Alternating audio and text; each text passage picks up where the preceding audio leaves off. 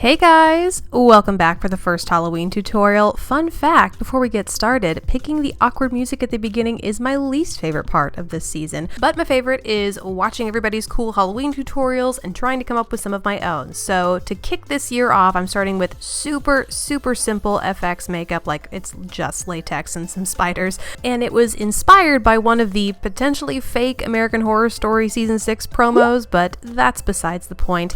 Let's go ahead and get started. I've been talking over the beginning here because it's really just a basic everyday face. The nice thing about this look is you can go about your normal daytime routine. I amped it up a little bit of drama here with a winged liner and a bold lip, but really you could do your normal everyday makeup and then just add the effects on top of it for a creepy but simple Halloween makeup look. So for the foundation, I used Makeup Forever's Ultra HD stick mine is the shade 125 or Y315, depending on whether it's the old or new shade format.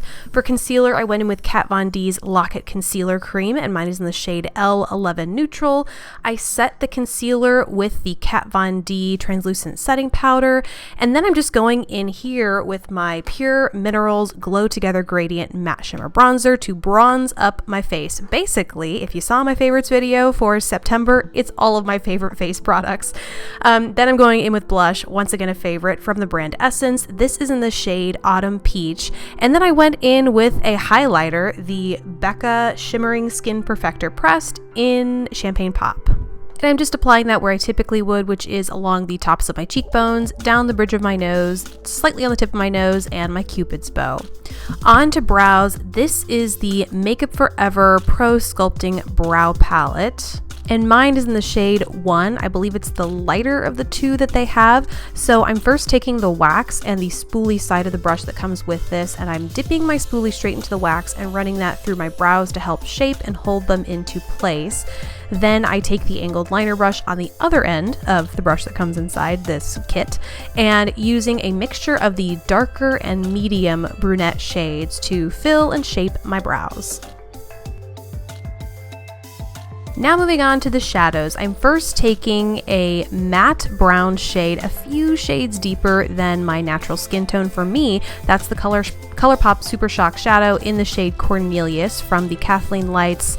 I think it was her second collaboration with them, and then I'm moving into the only other shade that I'm using here, which is once again another ColourPop shadow in the shade Paradox from the Zingara collection, and I'm starting by placing that in my outer corner and then working that through my crease. Oop, I lied. There is totally one other shade in this shadow look, just because I wanted to really clean up that crease and make sure it was a crisp line. This is another ColourPop shadow in the shade Strength, but basically takes something that is close to your natural skin tone because I really didn't want it to look like there was anything on my lid, just a nice semi-cut crease. On to the eyeliner. This is the L'Oreal Voluminous Liner Noir Liquid Eyeliner in the shade Blackest Black. I reached for this because I knew I wanted to do a pretty exaggerated but still very defined eyeline, and for me, these pen style eyeliners just help me do it so much easier. Plus, this one has a super taper tip, so I knew it would be easy to get a super sharp line there out on the edge.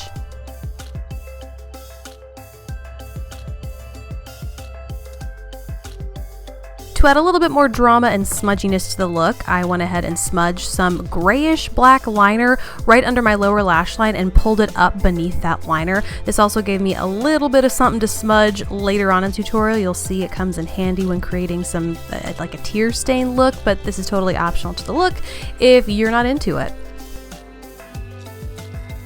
Then I'm finishing up the look with a lip that I mentioned in my recent top 5 fall lip videos. This is one of the Milani Amore matte lip creams. This is in the shade Romance, but apparently the name is no longer available. I think there might be something similar in the existing line, but I have not. I got this when they first launched, clearly limited edition shade, so I can't confirm that, but basically it's a true blue-based deep matte red. And that's it for the full makeup look. Now on to the super simple FX. First, you're going to need to create a tiny little skin flap, for lack of a better word, and I just used liquid latex here for that. This I ordered off of Amazon, but I went to the temporary pop-up Halloween shop nearby. They had it there too, because I also needed to pick up my spiders there. So it's pretty easy to get your hands on, but basically I started by laying down some wax paper and pouring a dollop, a good size, like quarter-size dollop of latex over top, and then as it dried, I used a sponge that I didn't care if I never saw again to spread it out across the sheet. Once it dried, I applied a translucent powder over the top to make sure it didn't stick to itself, and then did the same once I peeled it off on the other side. I like to shake, you can see how I pulled the edges here into like more tapered tips, and that's because I figured it would give the outer edges a more thin appearance, help it blend easier into the skin. That was the case to some extent. I used spirit gum here to attach it, and you just really have to make sure that spirit gum is tacky so that you lay it evenly down on the first try. The more you tap it and try and work it onto the skin, the more you'll find that the edges start pulling up and just start looking a little bit more noticeable. So lesson number 1 when you go trying this at home. The other thing I'm trying to do here is create a gap, or make sure there's a gap between the latex and my natural skin. That way you can create some extra depth under there and actually stick a spider. It looks like a spider is actually crawling into your skin. That also proves a little bit tricky if you have thicker latex like me. You can see it's a little bit more opaque there. That means that it's a little more resistant to shape, so you just have to work with it that much more. Not super difficult, but just something that I personally didn't get on my first try. While that's drying, I realized I forgot to apply mascara, so here's that. This is the L'Oreal Voluminous Feline Noir Mascara, once again in Blackest Black. Once I feel like that spirit gum has set, I go in with the brush that I use to apply my foundation and just take the extra foundation that's already on it and apply it to the top of that latex. It's super easy to cover just so it matches the makeup on the rest of my skin.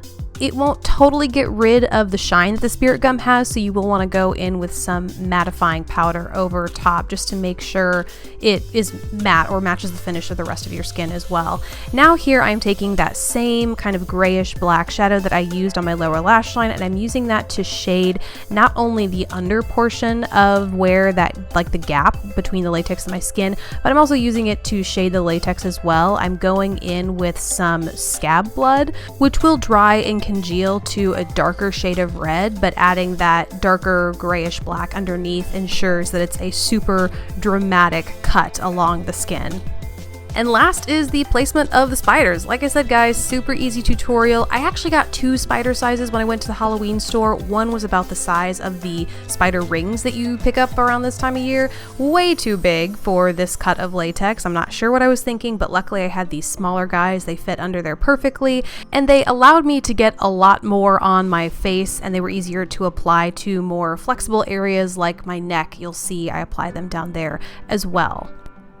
Same tip here about the spirit gun, guys. Just make sure it's tacky enough before you apply it so those spiders stick, or just going with lash glue. I was really struggling with spirit gum here, as you can see.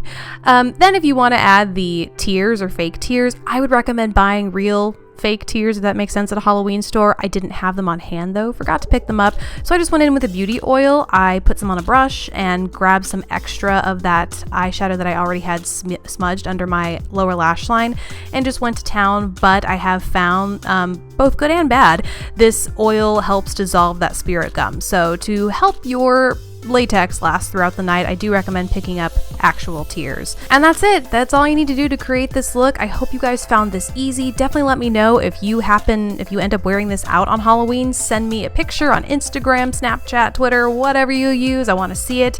Thank you guys so much for watching. Please don't forget to subscribe if you haven't already, and I will catch you in the next video. Bye guys.